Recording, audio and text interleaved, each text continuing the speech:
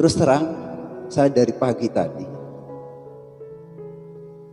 sempat berpikir, kenapa ya para ulama seperti Ki Hasyim Asy'ari, Ki Wahab Hasbullah, Kiai Bishri Sansuri, Ki Hasan Sepuh, Ki Asnawi Kudus, Ki Ridwan Abdullah, Ki Mas Alwi Abdul Aziz dan lain-lainnya, yang beliau itu bukannya kurang kerjaan,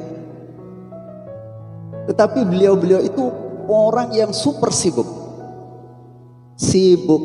berhubungan dengan Allah, sibuk meladeni masyarakat yang ada di sekitar, bahkan yang santri dari jauh beliau itu layani. Tetapi kenapa kok tidak berhenti hanya sampai di situ saja?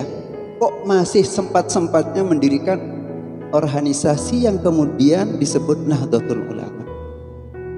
Saya terus terang berpikir dari tadi pagi, kalau tidak karena alasan yang sangat mendesak, tidak mungkin beliau akan mendirikan organisasi. Wong kesibukannya sudah super, kok masih akan sempat-sempatnya mendirikan Nahdlatul Ulama? Saya berpikir sampai seperti itu. Akhirnya ya saya jawab sendiri. Yang pertama, karena beliau ingin memagari akidah Ahlus Sunnah wal Jamaah yang saat itu akan diganggu oleh orang-orang di luar Ahlus Sunnah wal Jamaah. Arab Saudi yang waktu itu masih Hijaz sudah direbut oleh penguasa yang berhaluan Wahabi. Makam Rasulullah akan dipindah. Situs-situs bersejarah yang ada di sana akan dimusnahkan. Mazhab yang 4 akan dihapus, dan lain sebagainya. Itu yang membuat beliau tergerak untuk mendirikan jamiah yang kemudian diberi nama Nahdlatul Ulama. Itu antara lain, bukan hanya itu saja. Jadi kalau kita pikir jasa Nahdlatul Ulama bukan hanya untuk orang-orang NU, bukan hanya untuk warga umat Islam yang hidup di Indonesia, bukan hanya untuk bangsa Indonesia yang beraneka macam latar belakang ini, akan tetapi juga dirasakan oleh kaum muslimin yang ada di luar Indonesia. Salah satu contohnya itu beliau berhasil mempertahankan makam Rasulullah Muhammad sallallahu alaihi wasallam yang akan diusik ketika itu. Karena menurut orang-orang Wahabi,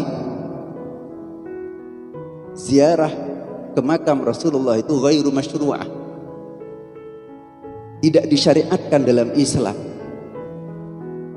Maka mereka dulu akan membongkar makam Rasulullah, akan dipindahkan dari Masjid Nabawi yang kita ketahui bahwa makam Rasulullah ada di sana.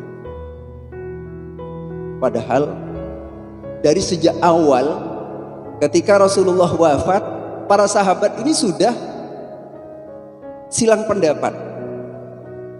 Ada yang bilang dimakamkan di sini, ada yang bilang dimakamkan di sana, ada yang bilang dimakamkan di tempat yang berbeda. Datanglah Sayyidina Abu Bakar As-Siddiq, orang yang paling dekat dengan baginda Rasulullah Muhammad sallallahu alaihi wasallam. Beliau lantas menyampaikan, sami'tu Rasulullah sallallahu alaihi wasallam yaqul ma qubida nabiyyun illa wa yudfanu haitsu yuqbad. Tidak wafat seorang nabi kecuali dia harus dimakamkan di mana beliau itu wafat. Karena wafatnya baginda Rasulullah Muhammad sallallahu alaihi wasallam ini di dalamnya Siti Aisyah, maka harus dimakamkan di situ. Nah, ini yang ketika beberapa tahun yang lalu juga sempat ramai akan ada wacana akan dibongkar makam Rasulullah, akan dipindah. NU juga hadir untuk mempertahankan makam Rasulullah Muhammad sallallahu alaihi wasallam yang kita cintai.